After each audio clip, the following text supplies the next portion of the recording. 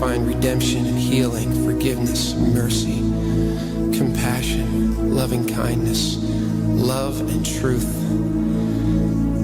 And for all those things, we give you thanks. We give you thanks. We give you thanks. We give you thanks and praise and worship and adoration. Yeah!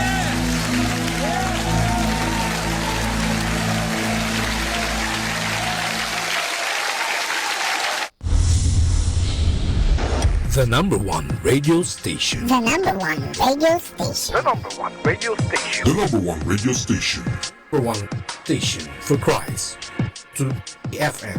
Manaoag Dominican Radio. May kasama ka. Atin pong pakinggan ang isang kwento sa Biblia ni kasamang Cool.